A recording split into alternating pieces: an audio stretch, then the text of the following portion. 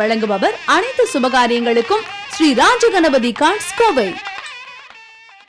இன்றைய தொழில்நுட்ப வளர்ச்சி இளைஞர்களை பண்படுத்துகிறதா பாழ்படுத்துகிறதா? அது நம்ம கடைசியா ஒரு முடிவுக்கு வருவோம். இளைஞர்களைங்கிறது நீங்க தான் பண்படுத்துகிறதா பாழ்படுத்துகிறதா அப்படிங்கிற ஒரு அருமையான தலைப்பு. அதுக்கு பேசுறதுக்காக ஒரு 6 பேர் நம்ம கிட்ட இருக்கிறாங்க. பண்படுத்துகிறது அப்படிங்கிற அணியில பேசுறதுக்காக நண்பர் நாக்கி பிரசாத்,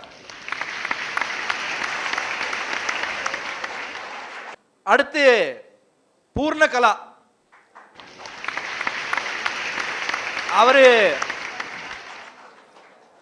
அவரு ஒரு குடிகாரன்.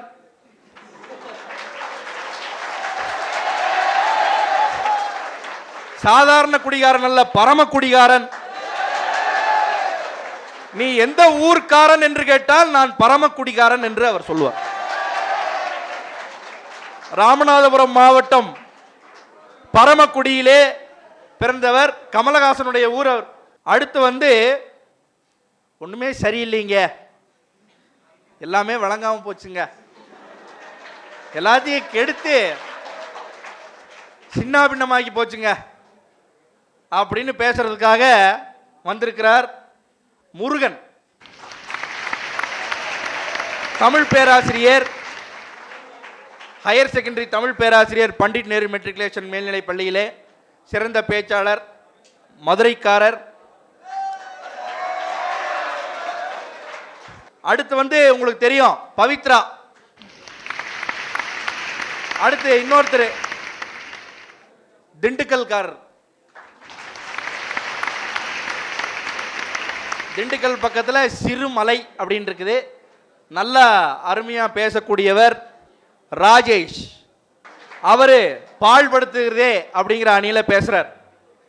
இந்த தலைப்பு நீங்க எல்லாரும் ரொம்ப ஆரவாரம் பண்றீங்க, தொழில்நுட்ப வளர்ச்சி பாழ்படுத்துகிறதா பண்படுத்துகிறதா. கிளாஸ்ல வாத்தியார்களுக்கு தெரியாமையே நீங்க இந்த செல்போன் யூஸ் பண்ணுவீங்க. அது hi dear, what are you doing? One Lucy is putting மொக்கை. He doesn't know that I am using cell phone under the table. He is simply taking sessions, lecture. அப்படின்னா வாத்தியார்களுக்கு தெரியும், சும்மா ஒருத்தனை எதுக்கு எந்திரிக்க வைப்பானே, அவன் அப்புறம் நம்மளை அசிங்கப்படுத்துவானே, அதனால அட்மிஷன் குறைஞ்சிருச்சுன்னு நிர்வாகம் எதுக்கு நம்மளை திட்டுவானே, அதனால தெரிஞ்சு தெரியாத மாதிரி அப்படியே போய்க்கிறாங்க. இந்த தொழில்நுட்ப வளர்ச்சி எல்லாம் சொல்லி, இந்த மைக் ஒரு தொழில்நுட்ப வளர்ச்சி தான். தொழில்நுட்ப வளர்ச்சின்னு என்னெல்லாம் எடுத்துக்கலாம்னா நிறையா உங்கள் கைக்குள்ளேயே வந்துருச்சு. என்னது? அலைபேசின்னு சொல்லலாம், தொலைபேசின்னு சொல்லலாம், தொல்லைபேசின்னு சொல்லலாம், என்ன வேணாலும் சொல்லலாம். ஆனால் நாங்கள் அதை வச்சுக்கிட்டு தான் இருப்போம். அது எவ்வளவு டார்ச்சராக இருந்தாலும் நாங்கள் அதை தூக்கி வீச மாட்டோம். காக்கைக்கும் தன் குஞ்சு பொன் குஞ்சுங்கிற மாதிரி எங்களுக்கு எவ்வளவு டார்ச்சராக இருந்தாலும் நாங்கள் அதை வச்சுக்கிட்டு தான் இருப்போம் அப்படிங்கிற மாதிரி. இதனால செல்போன் மட்டுமல்ல, இன்று வளர்ந்திருக்கிற தொழில்நுட்பம், இன்றைய தொழில்நுட்ப வளர்ச்சி இளைஞர்களை பண்படுத்துகிறது என்ற அணியின் தலைவர் நாக்கி பிரசாத் அவர்களை பேச அழைத்து என்னுடைய தலைமையுரை நிறைவு செய்கிறேன். நன்றி, வணக்கம். நேர்மையாய் செயல்பட்டால் இறைவன் நம்மை வழிபடுவான் என்பதை இந்த மன்றத்தை பதிவு செய்து இனிய சித்திரை திருநாள் நல்வாழ்த்துக்களை தெரிவித்துக் கொள்கின்றேன். கண்டுகொண்டேன் படத்திலே ஒரு ஐஸ்வர்யராயை நான் கண்டுகொண்டேன். ஜீன்ஸ் படத்திலே 2 ஐஸ்வர்யராயை நான் கண்டுகொண்டேன். இங்குதான் அரங்கம் முழுவதும் ஐஸ்வர்யராயை நான் கண்டுகொண்டேன்.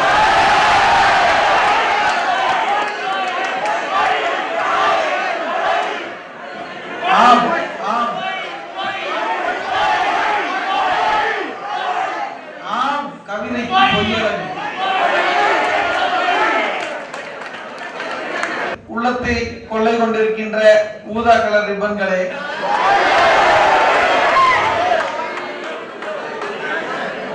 நடுவர்களே, பாத்தீங்களா என்ன ஒரு உற்சாகம், என்ன ஒரு ஆர்வாரம். தொழில்நுட்ப வளர்ச்சி இன்றைய இளைஞர்களை பண்படுத்துகிறது.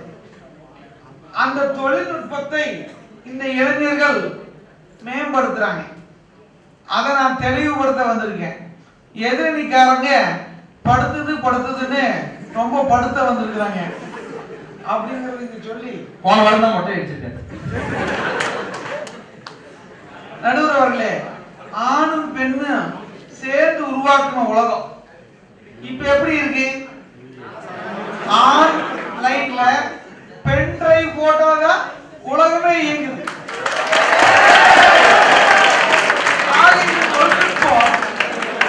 வளர்ச்சியா இல்லையா?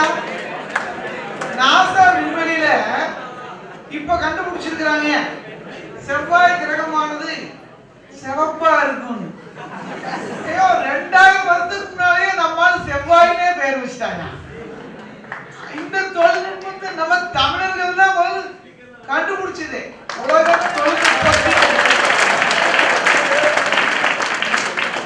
தொழில்நுட்பத்தின் கடவுளே தமிழன் தான்.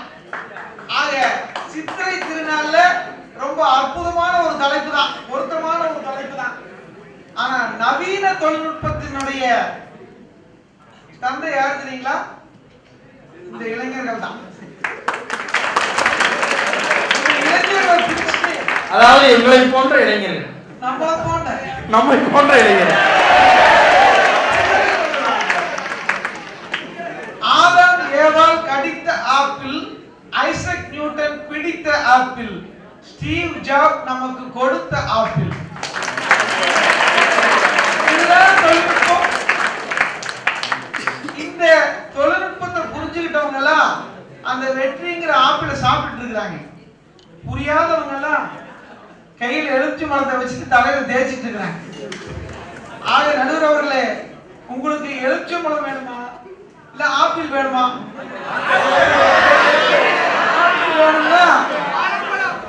ஆப்பிள் வேணும்னா அங்கெல்லாம் வந்துருங்க. அதாவது எலுமிச்சம்பழ கலர்ல ஒரு ஆப்பிள் வேணும். நானோ டெக்னாலஜி உலகம் இருக்கு. நோனா ஒண்ணும் பண்ண முடியாது. எஸ் எஸ்னா இல்லைன்னா ஏனோ தான் அவங்கள மாதிரி தான் இருக்கும். நடுவர்களே, ஆளும் வளரணும், அறிவும் வளரணும், அதுதான் வளர்ச்சி. யார் சொல்றீங்க? அதுதான் தொழில்நுட்பம். ஒரு தொழில்நுட்ப வளர்ச்சி எந்த இடத்துல வீறு கொண்டு எழும்னா இந்த மாதிரி ப்ராப்ளம் வரும்பொழுது தான். அப்போதான் ஒரு புதிய கண்டுபிடிப்புகளும் உற்பத்தி ஆகும். இந்த தடை கற்களை எல்லாத்தையும் தூக்கி எறிஞ்சிட்டு உலகமானது உயர்ந்து நிற்கிறதுனால தான் தொழில்நுட்பமானது இன்னும் உயர்வாகவே இருக்குதுங்கிறத நம்ம புரிஞ்சுக்கணும். எந்த நாளிதழ்களை தூக்கி சுமந்தாரோ அப்துல் கலாம், அவரையே செய்திகளாக எல்லா நாளிதழ்களும் தூக்கி சுமந்தன என்றால் அவர் ஒரு விஞ்ஞானியாகவோ ஒரு குடியரசுத் தலைவராகவோ மட்டும் இருந்ததற்காக அல்ல. அவர் ஒரு ஹேண்டிகேப்டு ஸ்கூலுக்கு போகிறாரு. ஸ்கூலுக்கு போய் ஒரு சீஃப் கெஸ்டாக இருந்து உரையாற்றுறார். உரையாற்றிட்டு கிளம்பும் பொழுது அப்துல் கலாம் அவர்களை பார்ப்பதற்காக கட்டை கால் பொருத்தி கொண்ட மாணவர்கள், சின்ன சின்ன குழந்தைங்க அவரை பார்க்கறதுக்கு கஷ்டப்பட்டு அந்த காலை தூக்கி வச்சு வராப்புல. அதை பார்க்கும்பொழுது அப்துல் கலாம் அவர்கள் யோசிக்கிறார், சே, நாம் ஒரு விஞ்ஞானியாக இருந்து என்ன பிரயோஜனம், ஒரு சாதாரண ஹேண்டிகேப்டு கூட நம்மால் ஒரு பயனில்லாமல் போய்விட்டதேன்னு அன்னைக்கு யோசிக்கிறார். இரவு முழுக்க தூக்கம் இல்லாமல் தன்னுடைய தொழில்நுட்பத்தின் மூலமாக ஏதாவது பண்ண முடியுமான்னு யோசிக்கிறார். அன்னைக்கு அவர் கண்டுபிடிச்சது தான் கார்பன் ஃபைபர்களால் ஆன அந்த கால்கள். வைரம் போன்ற உறுதியும் பஞ்சை போன்ற கனத்தையும் கொண்டு அந்த காலை உருவாக்கினார். இன்றைக்கு இருக்கிற அனைத்து ஊனமுற்றவர்களும் மாற்றுத்திறனாளிகள் எல்லாம் அந்த காலை வச்சு பயன்படுத்திக்கிட்டு இருக்காங்கன்னா இந்த தொழில்நுட்பத்தின் வாயிலாக. பில் கேட்ஸ் அவர்கள் பற்றி உங்களுக்கு நல்லா தெரியும். மைக்ரோசாஃப்ட் நிறுவனம், அங்கே ஒரு பிரச்சனை வருது. அங்கே இருக்கிறவங்கெல்லாம் நீங்கள் இந்திய இளைஞர்களுக்கே முக்கியத்துவம் தருகிறீர்கள், நீங்கள் இந்திய இளைஞர்களுக்கு முக்கியத்துவம் கொடுப்பதாக இருந்தால் நாங்கள் யாரும் வேலைக்கு வரமாட்டோம்னு அமெரிக்க இளைஞர்கள் சொல்கிறாங்க. அப்போ பில்கேட் சொல்கிறார், இந்திய இளைஞர்கள் இல்லாமல் என்னுடைய மைக்ரோசாஃப்ட் நிறுவனத்தை என்னால் நினைத்து கூட பார்க்க முடியாது.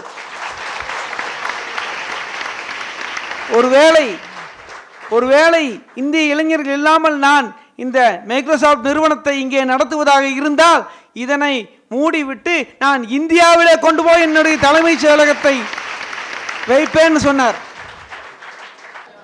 ஆக உங்களிடம் உள்ள தொழில்நுட்பத்தால் தான் மிக சிறந்த அளவில் உலகமானது முன்னேறி கொண்டிருக்குங்கிறத யோசிச்சு பார்க்கணும் நடுவர்களே.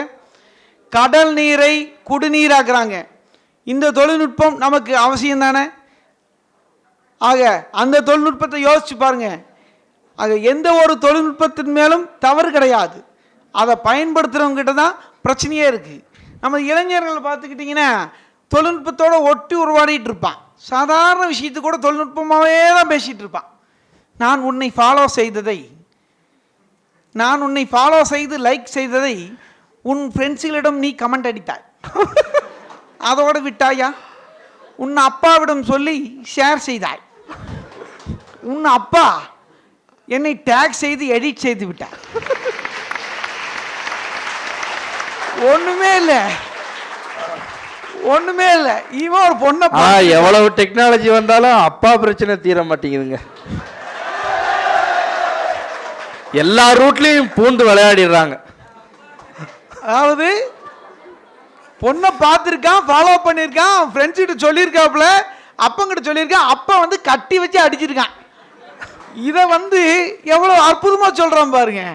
அந்த தொழில்நுட்பங்கிறது அவனோட ஒட்டி உருவாடி இருக்கு நடுவர்களே. இறுதியாக ஒன்று மட்டும் சொல்லிக்கிறேன், தொழில்நுட்பத்தை நீங்கள் தவறாக பார்க்கவே கூடாது. ஒரு பூட்டை 2 விதத்தில் திறக்கலாம் இல்லைங்களா? ஒன்று சுற்றி எடுத்து டம்மு டம்மு டம்முன்னு அடிக்கலாம். அந்த மாதிரி சுற்றி வச்சு டம்மு டம்முன்னு அடிக்கிறதுக்கு 3 பேர் வந்திருக்காங்க. ஆனால் தொழில்நுட்பம் என்பது, உண்மையான தொழில்நுட்பம் என்பது இதயத்தை தொடுவது.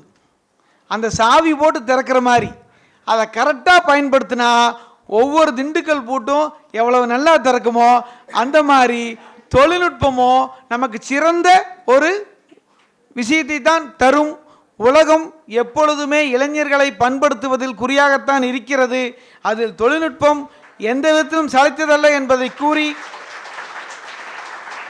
இனி வரும் காலம் இளைஞரின் காலம். தாய் மண்ணே வணக்கம். நன்றி. மிகவும் அருமையாக அண்ணன் பேசியிருக்கிறாரு. நாக்கி பிரசாத் அவர் கடைசியில் கீனர் சாவி, அவர் இனிஷியல் நாக்கி இல்லையா? அதனால் நான் கீ நீ போட்டு பேச்ச ஆரம்பிங்க, திறந்து ஆரம்பிங்கன்னு அவரை கூப்பிட்டோம். மிகச்சிறந்த பேச்சாளர். அது இவர் நல்ல முறையில் பேசிட்டாரு. அடுத்து பால் படுத்தணும் அப்படிங்கிற அணியில் பேசுறதுக்காக அண்ணன் முருகன் வருகிறார். எங்கள் வாழ்வும் எங்கள் வளமும் மங்காத தமிழென்று சங்கே முழங்கு. எங்கள் பகைவர் எங்கோ மறைந்தார், இங்குள்ள தமிழர்கள் ஒன்றாதல் கண்டே என்று புதுவை குயில் பாடிய தமிழே உன்னை வணங்குகின்றேன். இளம் வயதில் தனக்கென ஒரு தனி வழிவகுத்து கிண்ண சாதனை புரிந்த எங்களின் முதல்வர் ஐயா அவர்களையும் வணங்கி, அது மட்டுமல்லாமல் அப்துல் கலாமின் அலைகளாய் வீற்றிருக்கும் ஆண்களே, மயில்சாமியின் மலர்களே, உங்கள் அனைவருக்கும் என்னின் இனிவான என்னுடைய கனிவான வணக்கங்களை தெரிவித்துக் கொண்டு நம்ம விஷயத்துக்கு வரலாம். அதாவதுங்க, நம்மளுக்கு அவர் மாதிரி இந்த கவிதையெல்லாம் பேச தெரியாதுங்க. ஏன்னா அவங்களே சொல்லிட்டாங்க, படுத்துதுன்னு சொல்லிட்டாங்க.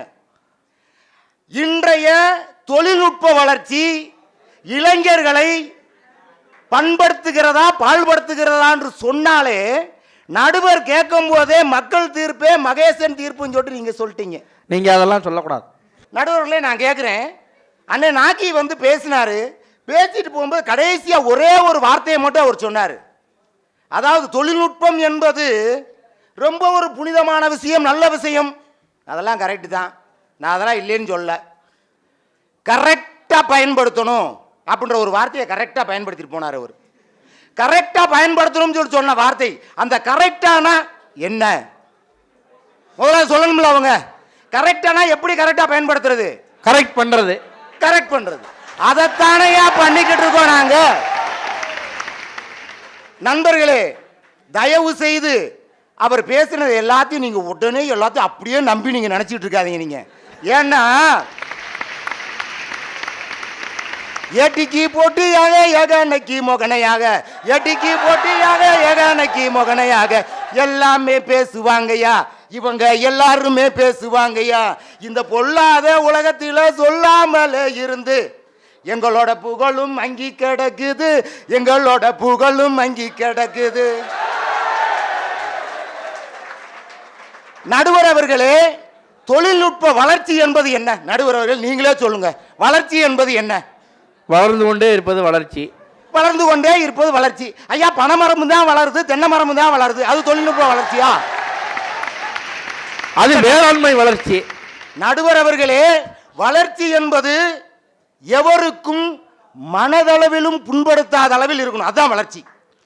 ஐயா, நதிகளின் வளர்ச்சி, சந்திரனின் வளர்ச்சி இருளை போக்குது, நதிகளின் வளர்ச்சி வறுமையை போக்குது, தொழில்நுட்ப வளர்ச்சி என்னத்தை போக்குது?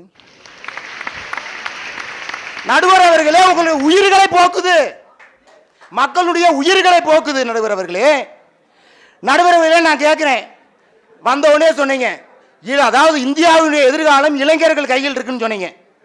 இளைஞர்கள் கையில் இருக்கு, உண்மைதான், இல்லைன்னு ஒத்துக்கல, நான் இல்லைன்னு சொல்லல, உண்மைதான், வாஸ்தவம் தான். இளைஞருடைய கையில் இருக்கக்கூடிய செல்ல இருக்குது. நடுவர் அவர்களே, நான் செல்போனை குறை சொல்லல, செல்போன் வளர்ச்சியை பத்தி குறை சொல்லல, செல்போன்ல வளருது பாருங்க, அதைத்தான் சொல்றோம் நாங்க. அந்த செல்போன்ல வளருது பாருங்க. நடுவர் அவர்களே, இன்னைக்கு இருக்கக்கூடிய சமுதாயத்தை சீரழித்துக் கொண்டிருப்பது இந்த தொழில்நுட்ப வளர்ச்சி. நல்ல மனிதர்களையும் மாணவர்களையும் தவறு செய்ய தூண்டுவது உங்களுடைய தொழில்நுட்ப வளர்ச்சி. ஒன்றும் வேண்டாங்க, போன வாரத்துக்கு முந்தின வாரம் +2 மேத்ஸ் எக்ஸாம் நடந்துச்சு, எல்லாத்துக்குமே தெரியும். நான் கேட்கிறேன், அதாவது எக்ஸாம் ஹாலுக்குள்ள இருந்து மாணவன் வந்து வாட்ஸ்அப்ல வந்து எக்ஸாம் பேப்பரை வந்து கொஸ்டினை வந்து வெளியே அனுப்புறேன், அவனுக்கு ஆன்சர் கிடைச்சது, இது நம்மளுக்கு தேவையில்லாத விஷயம். ஆனா இன்னைக்கு அந்த மாணவனும் ஆசிரியரும் அவமானப்பட்டு நிற்கிறதுக்கு காரணம் என்ன? அவன் கையில வச்சிருந்த செல்போன், வாட்ஸ்அப். இந்த தொழில்நுட்ப வளர்ச்சி மட்டும் இல்லாம இருந்திருந்தால் அவர் தவறு செஞ்சிருப்பானா? சொல்லுங்க ஐயா. சாக்ஸை கூட கழட்டிட்டு தான் வர்றாங்க, இவன் எப்படி செல்போனை கொண்டு போனேன் அவங்கள? நீங்க சூப்பர், அதை தாங்க சொல்றேன் நானு. அந்த ஐயா, நடுவர் அவர்களே, அது மாத்திரமல்ல, அது ஒண்ணுமில்ல, முருகன்னா 2, அதாவது நல்லது கெட்டது யோசிச்சு பண்ணுவாருன்னு. நடுவர் அவர்களே, அதாவது இந்த தொழில்நுட்பம் என்பது தெருவில் ஏற்றி வைக்கப்பட்ட ஒரு அழகான ஒரு திரை, குத்து விளக்கு மாதிரி. அதை வந்து நம்ம நல்லபடியா பயன்படுத்தணும். யார் பயன்படுத்துறா அன்னைக்கு? அதான் நாக்கி சொன்னார், கரெக்டா கரெக்டான்னு சொன்னாரு. நாங்க ஒன்றும் அன்னப்பறவைகள் இல்லைங்க ஐயா, அன்னப்பறவையாலாங்க. பாலையும் தண்ணியும் சேர்த்து கலந்து வச்சா அந்த பாலை மட்டும் குடிச்சிட்டு போறது மாதிரி நாங்க அப்படி இல்லை. ஏன்னா நாங்கெல்லாம் மாணவர்கள், இளைய சமுதாயத்தினர், இளைய சமுதாயம், நாங்க அப்படித்தான் இருப்போம். நடுவர் அவர்களே, ஒரு உண்மை சம்பவம்.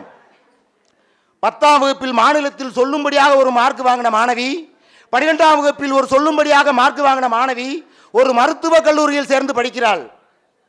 மருத்துவக் கல்லூரி எத்தனை கனவுகளோடு படித்துக் கொண்டிருந்த ஒரு மாணவி தன்னுடைய புகைப்படத்தை ஃபேஸ்புக்கில் வந்து வெளியிடுறா. அத உங்களுடைய தொழில்நுட்பம் என்ற பெயரில், அது என்ன சொல்லுவீங்க? மார்பியா? என்னங்க? மார்பி. அதை வச்சு அந்த பெண்ணையும் அந்த பெண்ணுக்கு கீழே ஆபாசமான இழிவான வார்த்தைகளையும் பயன்படுத்தி ஏதோ ஒரு மார்பி பண்ணிருச்சு. அதனால காலையில் கனவுகளுடன் கண்விழித்த அந்த சகோதரி அன்றே தன்னுடைய, நடுவர் அவர்களே தயவுசெய்து, அந்த சகோதரி அன்றே தன்னுடைய, வேற ஒண்ணும் இல்லை, தொழில்நுட்பம் கொஞ்சம் இதா இருக்கு. இல்லை, நான் மாஃபிங்க்கு ஆதரவாக மணி அடிக்கல, நேரம் போயிட்டு இருக்கேன். நடுவர் அவர்களே, அந்த பெண்ணானவள் வந்து தற்கொலை செய்து கொள்கிறார். இதுக்கு காரணம் என்ன? உங்களுடைய தொழில்நுட்ப வளர்ச்சி. நடுவர் அவர்களே, ஒன்னே ஒன்று தொழில்நுட்பம். தொழில்நுட்பம் இல்லாம நம்மளால எதுவுமே செய்ய முடியாதா? கொலம்பஸ் தெரியாதவங்க இந்த உலகத்தில் யாருமே இருக்க மாட்டாங்க. நடுவர் அவர்களே, கொலம்பஸ் தெரியும் இல்லையா நம்மளுக்கு? தெரியும். யாருங்க கொலம்பஸ்? அமெரிக்காவை கண்டுபிடிச்சவர். அமெரிக்காவை கண்டுபிடிச்ச கொலம்பஸ். அந்த அமெரிக்காவை கண்டுபிடிக்கிறதுக்கு அவர் எவ்வளவு கஷ்டப்பட்டார். உங்களை மாதிரி தொழில்நுட்பத்தை வளர்ச்சா கண்டுபிடிச்சாரு, வச்சா கண்டுபிடிச்சாரு? இல்லையே. மாலுமிகளோட 20 நாட்கள் கடல் பயணம் போயிட்டு இருக்காரு. 20 மாலுமிகளோட 20 நாள் கடல் பயணம் போயிட்டு இருக்காரு. 20 நாள் போயும் வந்து எந்த விதமான கடல்ல போயிட்டு இருக்காங்களே ஒழிய கரையே தெரியல.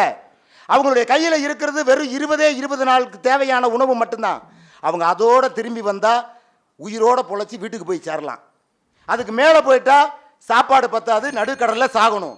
ஆக இவங்க என்ன பண்றாங்க, ஒரே வழியா அந்த அப்ப வந்து கொலம்பஸ் சொல்றாரு, இன்னும் நண்பர்களே இன்னும் ஒரே ஒரு நாள் மட்டும் நம்ம முன்னேறி போவோம். அந்த ஒரு நாள் ஏதாவது கரை எதுவும் தெரியலாட்டி அன்னைக்கே என்னைய கொன்னுடுங்க நீங்க. அப்ப ஒரு ஆள் குறைஞ்சிட்டா 19 பேர் மட்டும் நம்ம இருப்போம். நீங்க திரும்பி வர்றதுக்கு 20 நாள் பயணத்துக்கு உங்களுக்கு அந்த உணவு வந்து சரியா இருக்கும். அதனால நீங்க வந்து ஒரு நாள் என் கூட வாங்கினாங்க. அதே மாதிரி ஒரு நாள் முன்னோக்கி பயணித்தாங்க. அன்னைக்கு போயிட்டு வரும்போது அவங்களுக்கு ஒரு கரை தெரிஞ்சது. அதனால வந்து அவர் வந்து இன்னைக்கு அமெரிக்காவை கண்டுபிடிக்க முடிஞ்சது. எங்க பயன்படுத்தினார் அந்த கொலம்பஸ் தொழில்நுட்பத்தை? நடுவர் அவர்களே,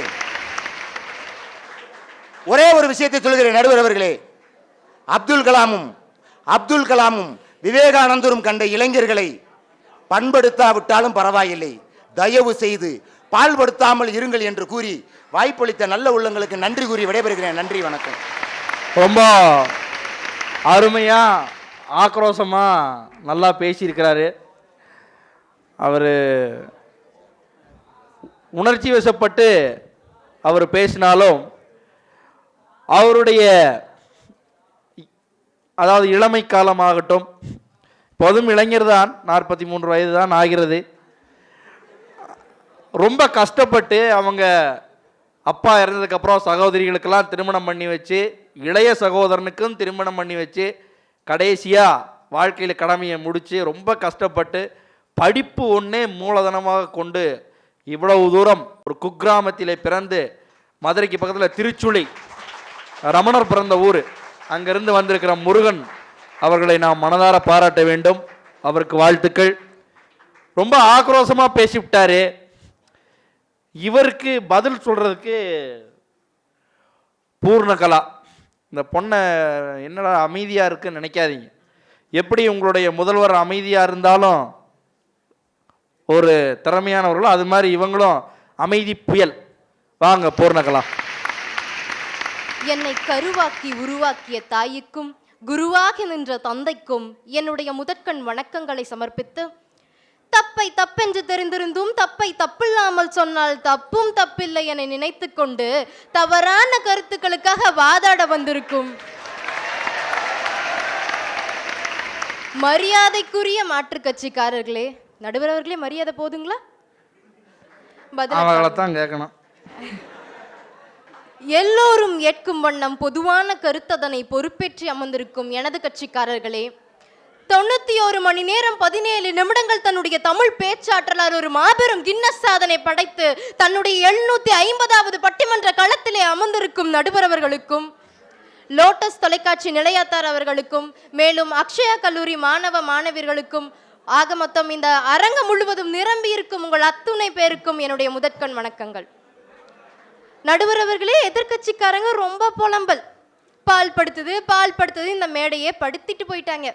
எங்க சொல்லுங்க பார்க்கலாம், நம்மளோட தொழில்நுட்ப தேவையே இல்லைன்னு. முருகனையா வாத்தியாரா வேலை பார்க்குறாரு, மாட்டு வண்டியில் போக சொல்லுங்க. 10வது படிக்கிற மாணவன் பப்ளிக் முடிச்சதுக்கு அப்புறம் தான் இவர் போய் சேவாரு.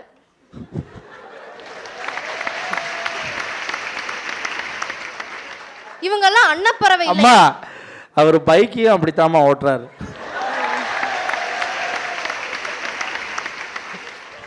இவங்கெல்லாம் அன்னப்பறவை இல்லையா? ஈச்சனாரி டு கிணத்து கடவு 1.5 மணி நேரம் அவர் கூட வந்தேன். நடுவர் அவர்களே அதுல வேற சொல்லிட்டு போறாரு, நாங்கெல்லாம் அன்னப்பறவை இல்லைன்னு.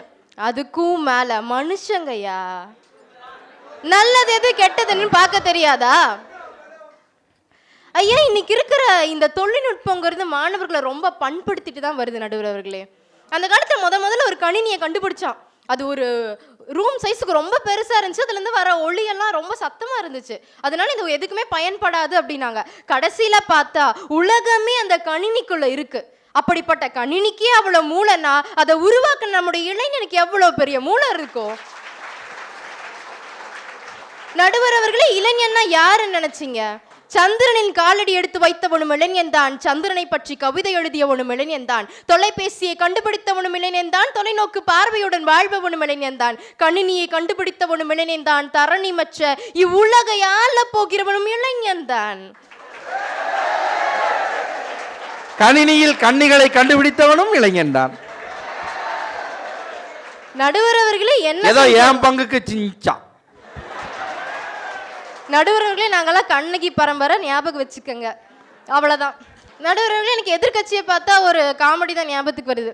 பக்கத்து வீட்டாரம்மா அங்கே இருக்கிற ஒரு ஆள் பார்த்து கேட்டாராம், நம்ம எத்தனை பேர் ராமேஸ்வரத்துக்கு போகிறோம், சீக்கிரம் பேரெல்லாம் சொல்லுங்க, நான் கிளம்பணும் அப்படின்னாராம். உடனே அவர் சொன்னாராம், நான் உங்கள் புருஷன், நீங்கள் என் பொண்டாட்டின்னு. அவர் செங்கலை கையில் எடுத்து நிற்கிறாங்க அந்த அம்மா.